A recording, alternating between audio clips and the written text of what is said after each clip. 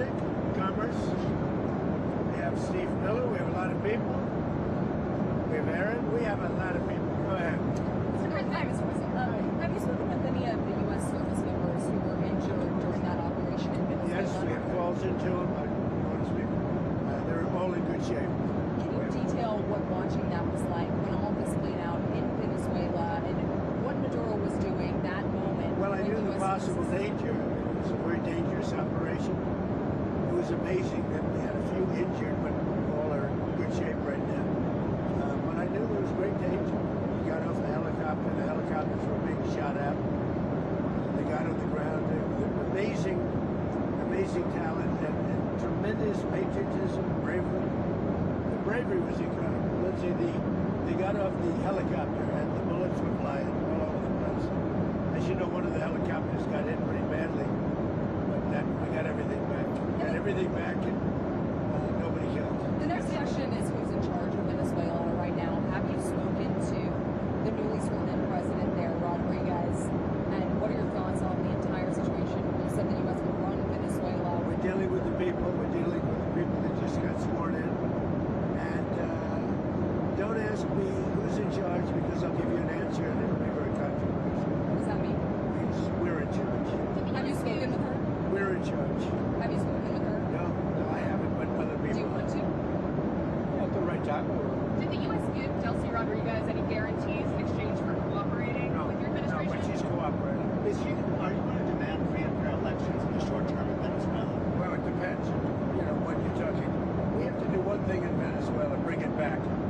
It's a dead country right now. It's a country that, frankly, we would have been, if I had lost the election, we would have been a dead country. We would have been Venezuela on steroids. Venezuela right now is a dead country. We have to bring it back, and we're going to have big investments by the oil companies to bring back the infrastructure. And the oil companies are ready to go. They're going to go in, they're going to rebuild the infrastructure. You know, we built it to start off with many years ago. They took it away. You can't do that. You can't do that with me. They did it with other presidents. How soon do you think an election can take place in Venezuela? How soon can an election take place? Well, I think we're looking more at getting it fixed, getting it ready first, because it's a mess. The country is a mess. It's been horribly run. The oil is just flowing at a very low level, much lower than, even if it was badly run, it should have more income, more oil than what they do. So we're going to have the big oil companies go in, and they're going to fix the infrastructure, and they're going to invest money. We're not going to invest anything. We're going to just take care of the country. We're going to cherish the country. We're going to take care, more importantly, of the people, including Venezuelans that are living in our country that were forced to leave their country. And they're going to be taken very good care of. Yes, Have you spoken with the oil companies about going into Venezuela? I have. Which ones? Have you received any commitments? All of them, please. Any commitments from the oil companies? They want to go in so badly. Did you speak with them before the operation took place? Yes. Did you maybe tip them off about what Before and after. And they want to go in, and they're going to do a great job for the people of Venezuela. And they're going to represent us well.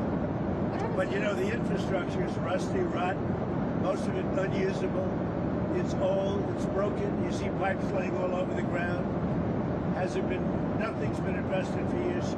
Chevron's in, as you know, they've done a good job, but even they haven't been in a position to invest money because they're on a month-to-month basis. What happens to They're those? only there because I wanted them to be there. Yeah, are there any contingencies in case the military in Venezuela is unhappy with the U.S. the way it's running Venezuela? Do you guys have plans for anything? So Venezuela thus far has been very nice, but it helps to have a force like we have. You know, we were ready for a second wave. We were all set to go, but we don't think we're going to need it. There's about 17 billion worth of oil reserves in Venezuela. Is that going to be? You mean trillion?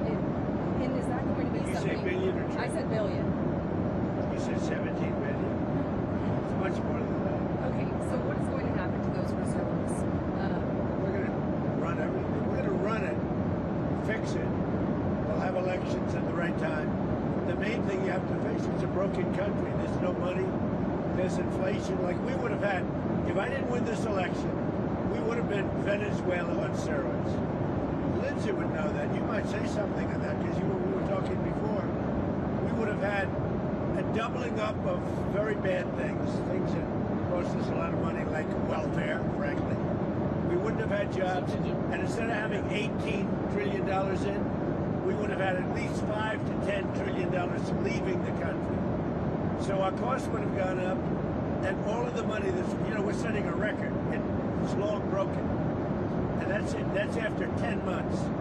We haven't included the 11th month yet. So we think we're going to hit over $20 trillion. The all-time record is 3 by another country known as China. About 10 years ago, they did 3. We're going to do close to 20 trillion. By the way, there has never been anything like this ever before. And it's all because of tariffs and the election, but it's because of tariffs. Without tariffs, we wouldn't have 10 cents being invested. There was a time back in 2016, I remember your RNC speech, and you were saying that regime change and nation building. Where? When you were speaking at the RNC back in 2016, you were criticizing regime change and nation building, the U.S. being involved in that. It seems obviously that your stance has changed on that. What led to that? And is the U.S. nation building now? Is that? This isn't a country that's on the other side of the world. This isn't a country like we have to travel 24 hours in an airplane. This is Venezuela. It's in our area, the Don Road Doctrine. So is that what you would say, that we're in the business of nation building? No, we're in the business of having countries around us that are viable and successful, and where the oil is allowed to freely come out because that's good. It gets the prices down. That's good for our country. Now we have a very sick neighbor. It's not a neighbor, but it's close to a neighbor, and that's Venezuela. It's very sick. Colombia is very sick too, run by a sick man who likes making cocaine and selling it to the United States, and he's not going to be doing it very long, let me tell you. What does that mean? He's not going to be doing it very long. He's not doing it very long. He has cocaine mills and cocaine factories. He's not going to be doing it very long. So there will be an operation by the U.S. It sounds good to me. Secretary Rubio mentioned. You know why? Because they kill a lot of people. Yeah. Secretary Rubio mentioned Cuba yesterday in his remarks. Does the U.S. have a plan to do so? Well, Cuba always survived because of Venezuela. Now they won't have that money coming in. They won't have the income coming in. A lot of Cubans were killed yesterday. You know that. A lot of Cubans were killed. Do you know how many? The bodyguards. No, they're looking, but there was a lot of death on the other side. No death on our side, but there was a lot of death on the other side, unfortunately. But a lot of Cubans were killed yesterday, trying to protect him. Even though there's been protesters killed in Iran, you said we were locked and loaded, ready to go. What is the line there for when the U.S. is going to get involved in those protests? We'll take a look. We're watching it very closely. If they start killing people like they have in the past, I think they're going to get hit very hard by the United And I States. just add something. So when he first got elected in January, we met, biggest comeback ever. We talked about You think so, really? I didn't feel it was a comeback, actually. So Because the first one was... the bottom line is we talked about a drug caliphate in our backyard. We had Venezuela, we have Cuba, we have Colombia in our backyard. And these 3 countries have been condemned ever since I've been in politics. Joe Biden put a $25 billion bounty on Maduro's head. Chris Smith, the day he got inaugurated, said, I hope Trump will hold Maduro's feet to the fire. He did. So what has he done? He's going to clear our backyard of a drug caliphate, countries run by narco-terrorist dictators who murder, rape, send drugs into our country to kill thousands of our citizens. To my Democratic friends, you should be celebrating this. When bin Laden went down, I was the first to applaud President Obama. This was one of the most sophisticated military operations in the history of the country. What they were able to do was amazing. They knew we were coming. We had a good part of the Navy, and they were able to capture this man alive. No military in the world could have done it. And as to this commander-in-chief, he did something people talked about doing. You just wait for Cuba. Cuba is a communist dictatorship that's killed priests and nuns. They preyed on their own people. Their days are numbered. we're going to wake up one day, I hope in 26, in our backyard, we're going to have allies in these countries doing business with America, not narco-terrorist dictators killing Americans. This is a big frigging day.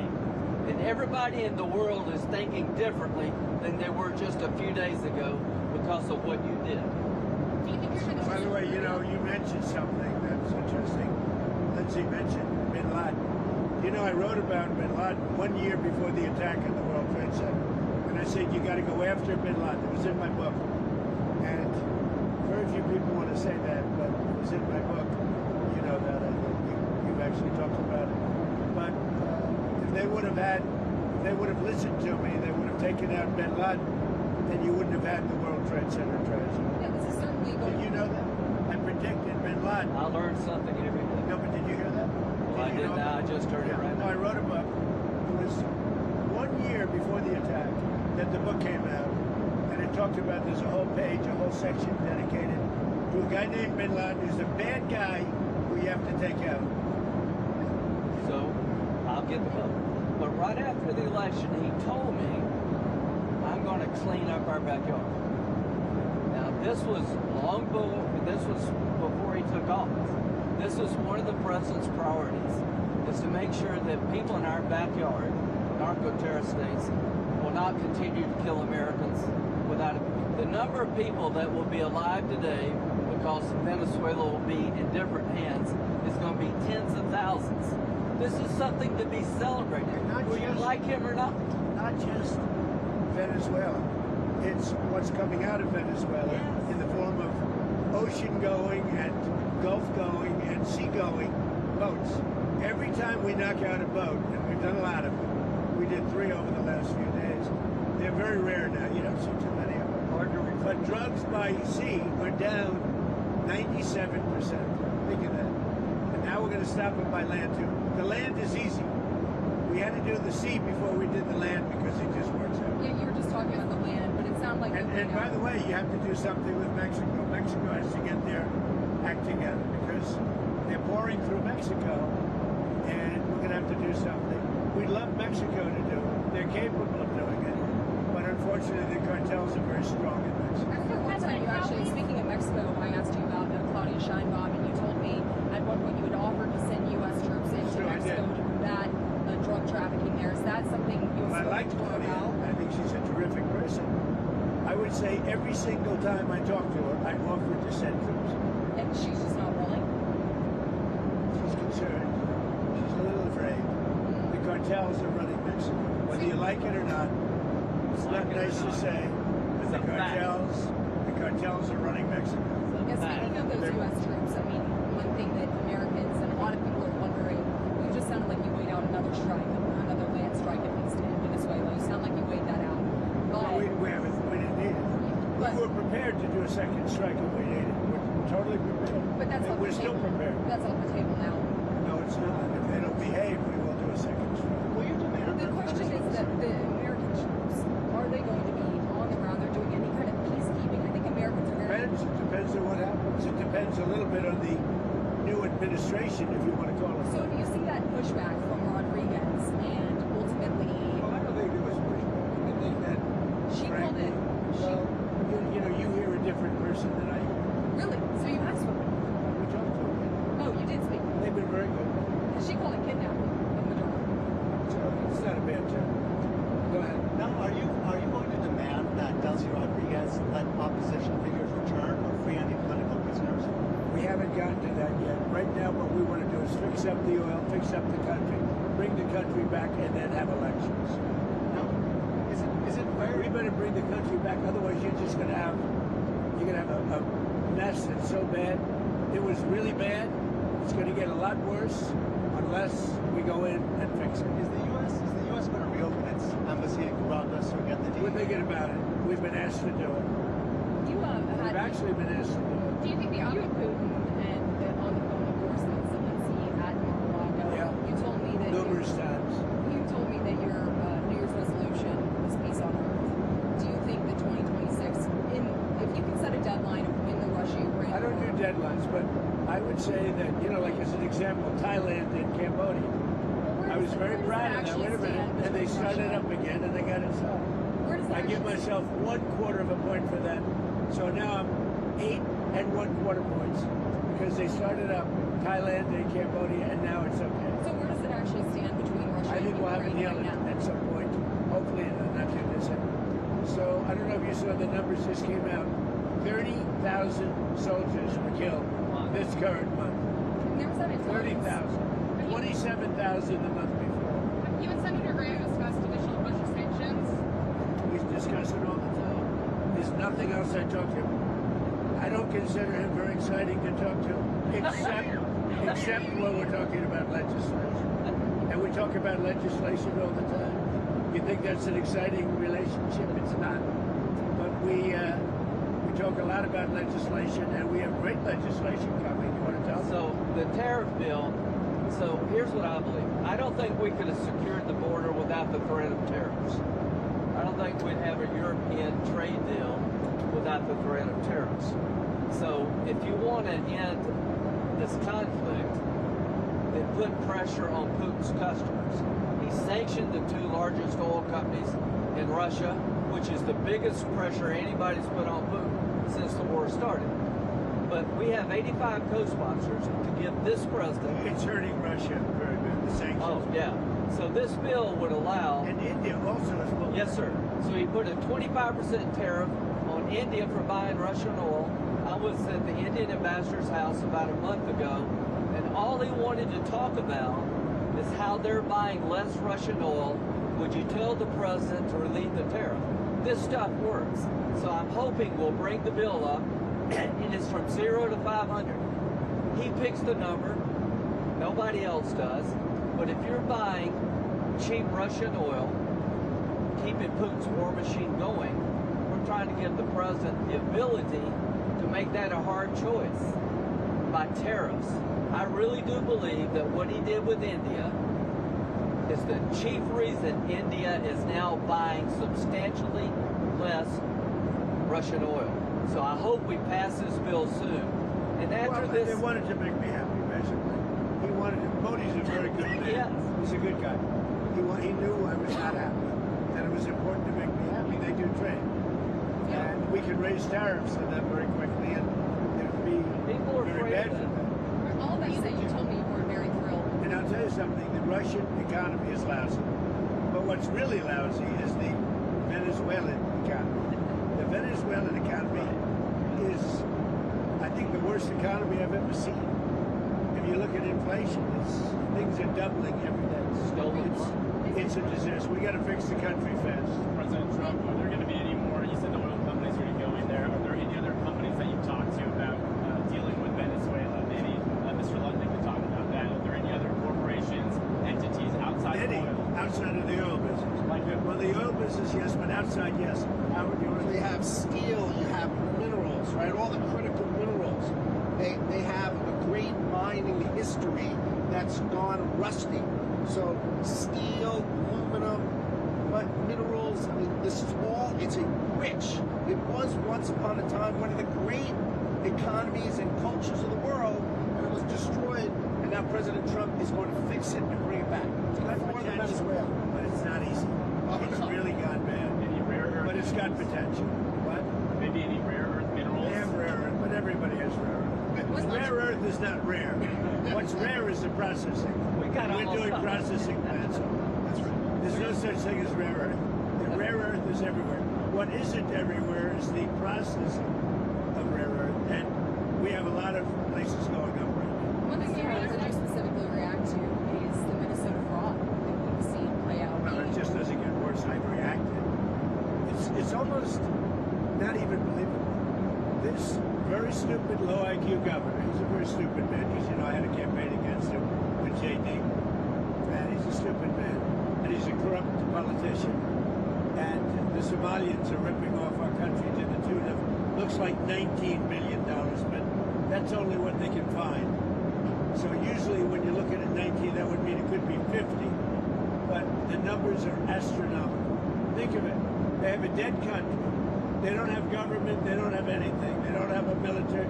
All they do is run around shooting people and trying to capture ships. You know, we don't let them take ships anymore. You know why? We use the same exact missile on them that we use on the drug carriers, and it's very effective.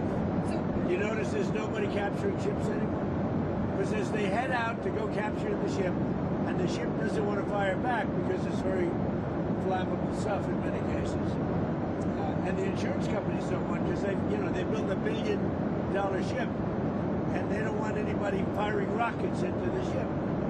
But we're hitting them so hard, and it's very similar. Same missile system. It's called deadly accurate. And you notice that ships aren't being taken anymore. The pirates aren't. No Somali bird. It's actually very easy. They head out. We say, guess what? There's pirates. Bing. That's the end of the pirates. The shipping business is coming back. See, these are little things that we're doing, and I'm doing it not just for American ships. I'm doing it worldwide because we don't want ships taken by Somalia pirates. But what they are doing is they're stealing money from the American taxpayer. And every one of them should be forced to leave this country, including Ilhan Omar, who's a total crook. And she's one of the leaders of it. Not the only, because she's not that smart. But think of it. $19 billion at least they've stolen from Minnesota and from the United States. It's actually more from the United States because Minnesota puts in, and we're not going to pay it anymore. We're going to have Waltz go pay. We're not going to pay them, and we're not going to pay California, and we're not going to pay Illinois with that big slob of a governor that they have that doesn't want. We brought down crime by 25%. He didn't do anything. He's not doing anything. But they want us to leave. He had a day where they had 17 murders, not too long ago. 17 murders and 77 people shot, but 17 died. And then he talks about, we can handle it. He can't handle it. And we pull back, and we'll go in at the appropriate time. But we're the ones that brought the crime down. We brought it down 20%. They didn't bring it down. Pritzker didn't bring it down. Same thing with Gavin Newsom. If we didn't go in to Los Angeles 7 months ago when they had the riots, even the police commissioner, the head of police, said if we didn't have the federal government go in, we would have lost total control of the city of Los Angeles, and they would have had to cancel the Olympics. Think of that. Speaking of Los Angeles, the National Guard, you pulled out the National Guard out of Portland We did. in Los Angeles. And you know what? You know that Portland, we got it down to almost no crime. You know that? But we pulled it out. We had a Supreme Court decision. We can go back. We're allowed to go back in. But we'll go back in when the crime starts. Look, the crime will soon start because they now know that we're out. And at the appropriate time, we'll go back in, and we may, if we're allowed to. The most powerful thing we haven't used the Insurrection Act. You're considering using the insurrection? I've always considered it, but we haven't needed it anywhere. 48% of the presidents of this country have used it. Bush used it, I think, 22 times or something. You know that. I mean, Bush the elder. What are your short-term next 2 weeks? What do you need from Delcy Rodriguez? You've read Just total access. We need total access. We need access to the oil and to other things in their country that allow us to rebuild their country. What are the things? A lot of things. Roads that aren't built, bridges that are falling down. Yeah, bridges that are falling down, nobody can go anywhere. And on Greenland, What, Greenland now?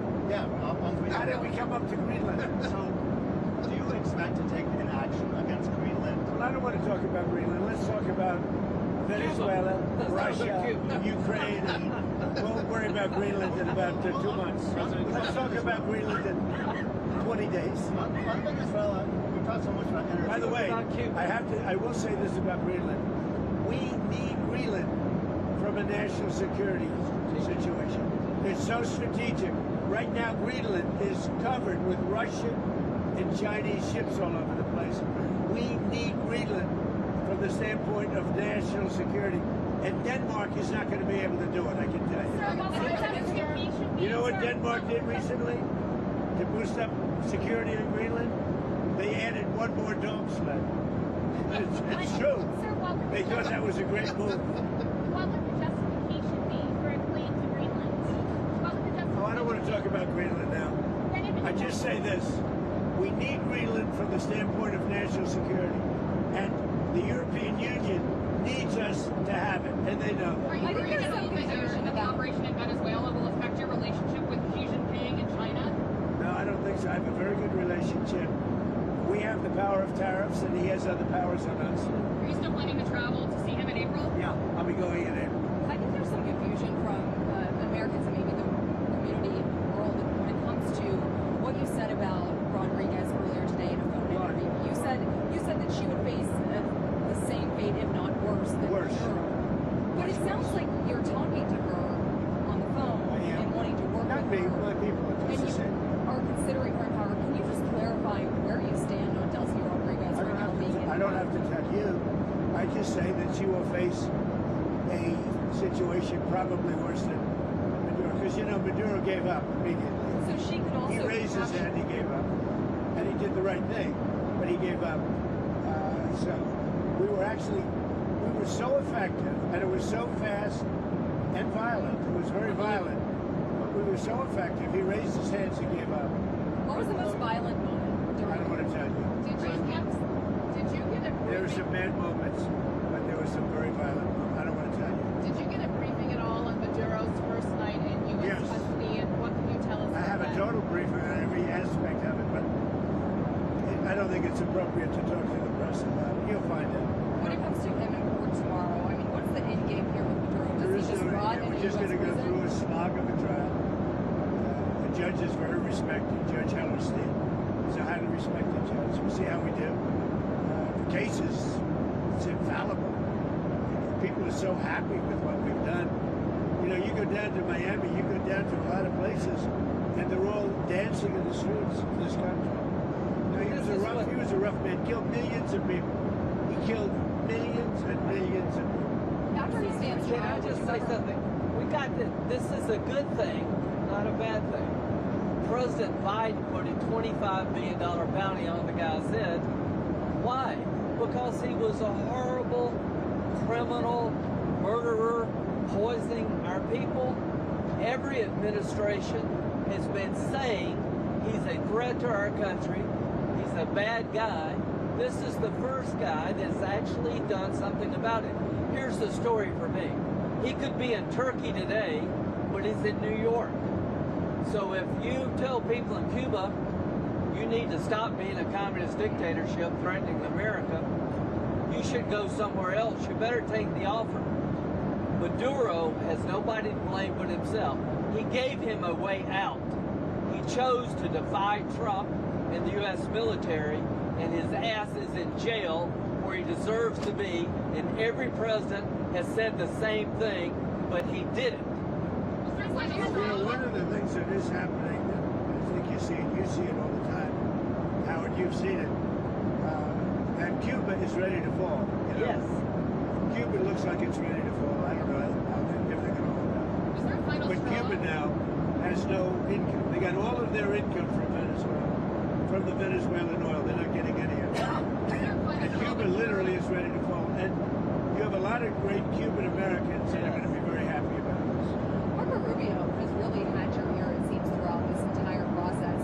I know that the Vice President Vance was just down the street when this all operation was playing out, but would you say that Marco Rubio has your ear more than the Vice President right No, now? they both do. No. But JD's very smart, doing a great job. And so is Mark. No, both. It sounds like I would he's say been equal. the go-to, and you were just talking about Cuba and what could come next there. Are you considering U.S. action in Cuba? I think it's just going to fall. I don't think we need any action. It looks like it's going down. It's going down for the count. You ever watch a fight? Yeah. They go down for the count. And Cuba looks like it's going down. What do you think, Harold? It's going down. They've lived off of Venezuela, right? The economics were all Venezuelan, right? That's why you said the protective force of Maduro was Cuban, right? They were Cuban guards. So they were just paying Cuba when that money stops. Don't hire him in the future. Yeah, they weren't very good. People from our country who were forced to come over, they didn't want to do that. From Cuba. People from different countries like to stay in those countries, whatever. Whether it's good, bad, or indifferent. And people want to go back to Cuba, and they want to work in Cuba. But the Cuba's going down for the count. Thank you very much, everybody. Is Elon Musk back in the fold? You had dinner with him last night at Elon's great. Did you guys chat about it? I say about Elon, he's 80% super genius and 20% he makes mistakes.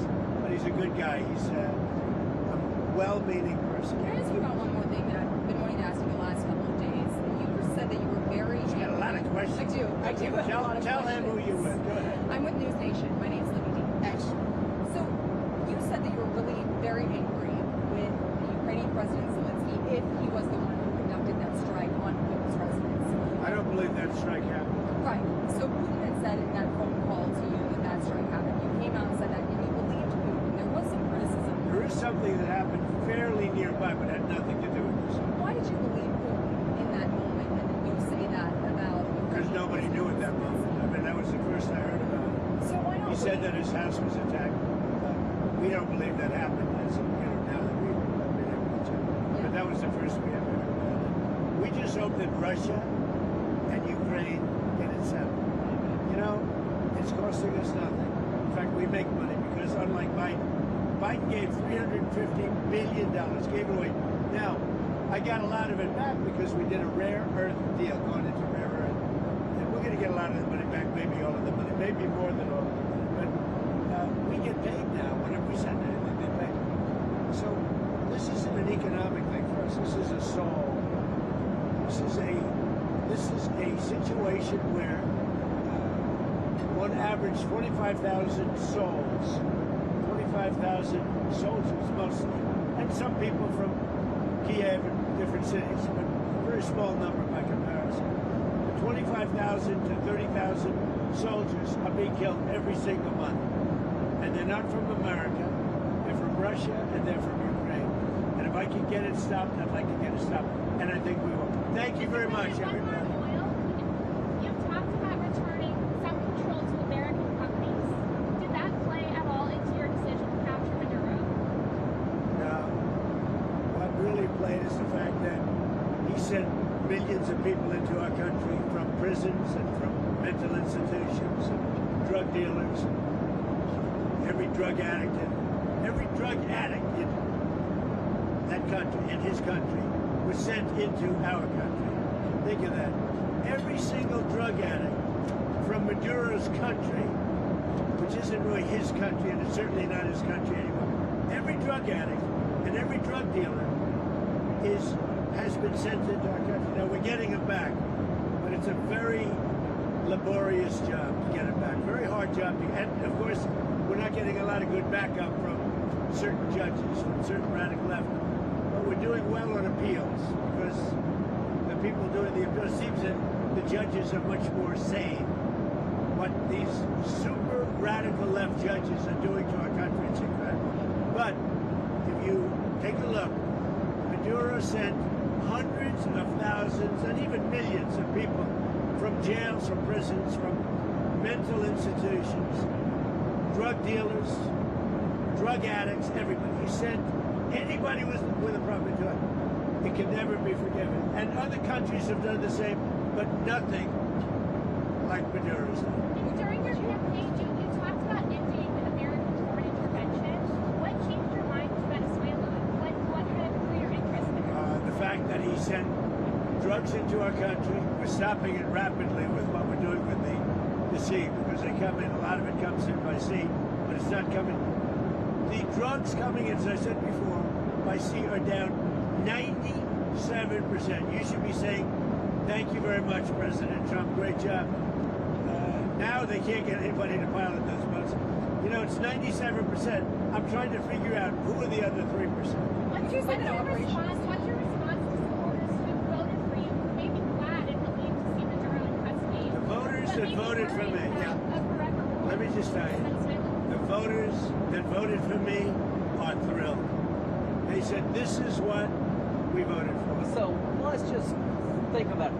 What is the right response when a country sends in tens of thousands of people to overwhelm your system? When a country is a narco-terrorist state that floods your country with cocaine that's aligned with Hezbollah, What's the right response? You blow up the boat before they get here. You take down the source of the problem. President Trump didn't wake up one day and say, hey, let's take Venezuela. He did what other people talked about, but didn't have the balls or the guts to do it. This is a good thing. This is not interventionism. This is making America safer. We're going to be more prosperous because of the business deals. And there are going to be Americans alive today because he shut down a narco-terrorist state called Venezuela. This is a good thing, not a bad thing. And the oil companies are going to go in and rebuild their system. They're going to spend billions of dollars, and they're going to take the oil out of the ground, and we're taking back what they stole. Remember, they stole our property. It was the greatest theft in the history of America. Nobody has ever stolen our property like they have. They took our oil away from us.